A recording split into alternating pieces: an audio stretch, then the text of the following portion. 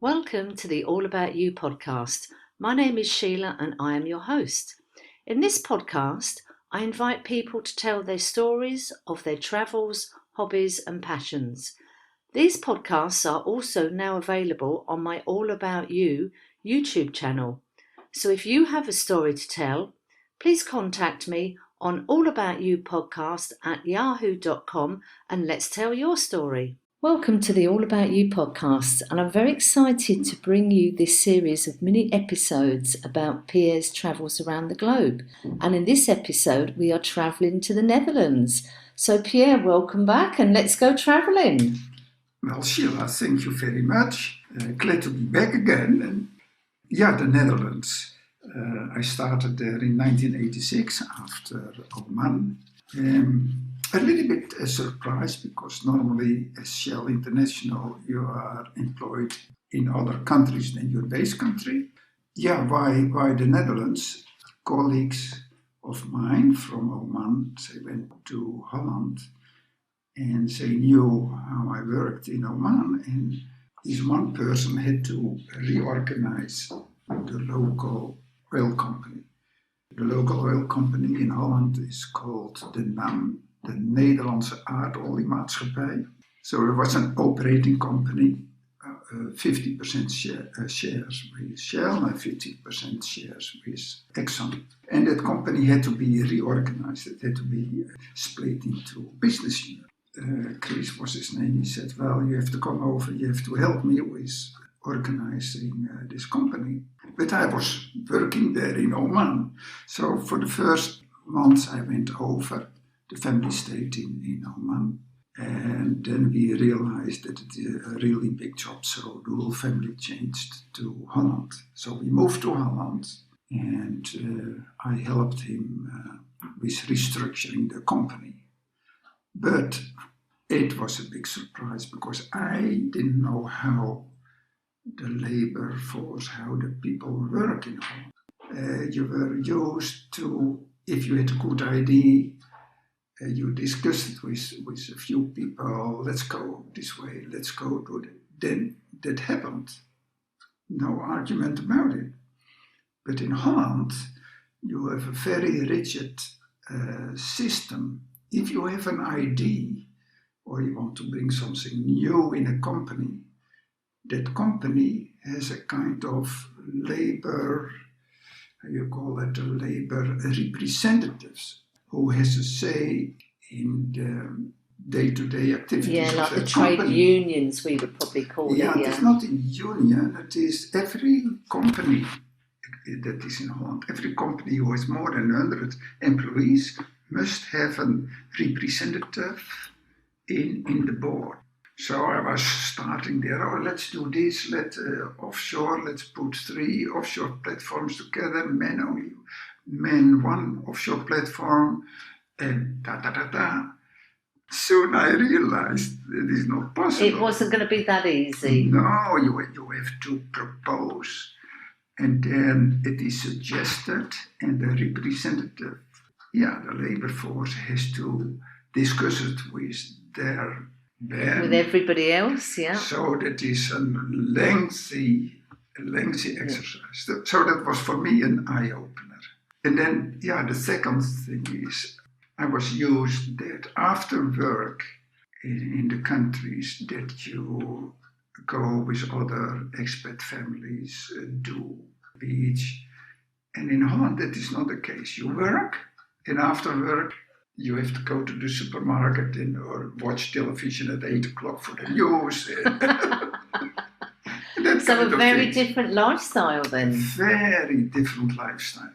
So I tried to introduce a little bit social activities with the people. So, okay, boys, we are going for a bicycle trip this weekend.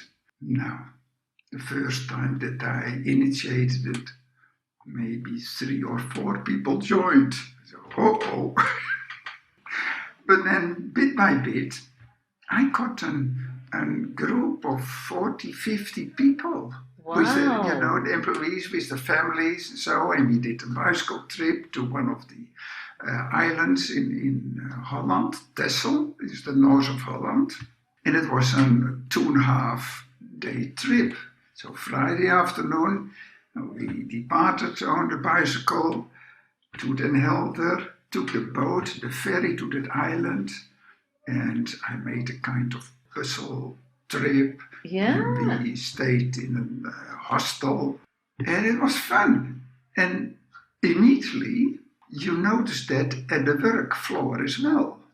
When you discuss and when you with your work, it goes far easier when you also have a social contact with your employees and the families. So people were making social connections for the first time that they hadn't done for years. Yeah, that is because this young kid came in and wanted to revolutionise the after-work activities, and then you really got it all going. Yeah. Cool. And it really helps with your work as well. Yeah, because I think it's one of those things, isn't it? You have sort of a work persona, and often now you just don't have the time to build those social connections now. But the fact that you started organising, and yes, it was a bit of a slow burn, 4 or 5 people, and then it built up momentum. Yeah, it was good. And even employees were asking, hey, do you like to play tennis on Thursday evening or whatever? Yeah, so it is from both sides. And that was really fun. Yeah. So they just really needed somebody to get these things going. Once somebody got the ball rolling, then everybody started to contribute ideas and suggestions. Yeah, because when you leave a country, a farewell party, to thank you for the time that you were in that country. And for the first time, what I heard is that they had a farewell party for me when I left. Wow. But we come to that when I left. It was so intense, that structuring of the company, that I had to move houses. I had a house because everywhere where I go around the globe, I always keep a house somewhere. So in case of emergency, that I could go to the house, use the key, make a pot of coffee, and yes, I'm at home. So that time I had a house in the western part of Holland, and most of the activities for the restructuring were in the east part in Holland. By the way, they have a very strong dialect there on the eastern part of Holland. I had sometimes difficulty in understanding them. So I had to move houses. So I bought a house in the eastern part. When the movers put my furniture in the house, and say, unpack as well for you, I got a telephone call from Shell. And they said, Pier, you have to go to Nigeria. Okay, Nigeria, okay. So I dropped the phone and I said to the movers, I said, well, stop, don't unpack, because I have to go to Nigeria. And the movers, there were about 6 people, they misunderstood me or so. What you mean? I said, no, I'm moving to Nigeria. Oh, and when I saw the faces of those movers. So literally they were unpacking the van and you got the phone call to say, stop, you're not going to be here, you're now moving to Nigeria. Yeah. So what happened then? Did you just pack the family back up and the furniture in the van? Well, there is a time lapse, of course, because you need visas, you need all kinds of papers, and that is a time. Oh yeah, we got to factor in all the official paperwork and documents, etc. Yeah, definitely. Yeah, so normally you make a visit to the new country, discuss their plans or whatever you have to do, and see what they can do in that country, and then you come back. So there is a time lapse. But it was very funny. And I never have refused a job with Shell. And on a certain moment, they know that time I put my job, because I like my job, I put my job before the rest. So after the telephone call, I moved to Nigeria. That was it. But I kept my house in the eastern part. It was in Emmen.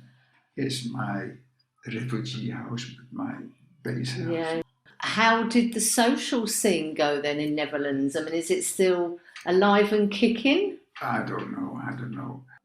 Because let's talk about Dutch people though. I mean, are they quite private? So you said before they work and then they go home and watch the news. Are they generally quite private people? Yes, They are. private Okay. people.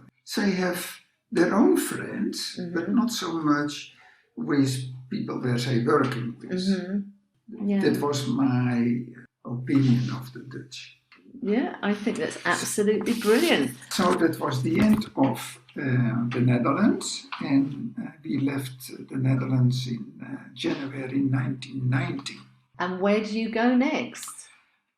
To Nigeria. Right, so in the next podcast we're off to Nigeria. Yes. Perfect. I hope you enjoyed the conversation. Please subscribe on whatever platform you are using. It is free, and if you would like to tell your story, please contact me on allaboutyoupodcast@yahoo.com and let's tell your story.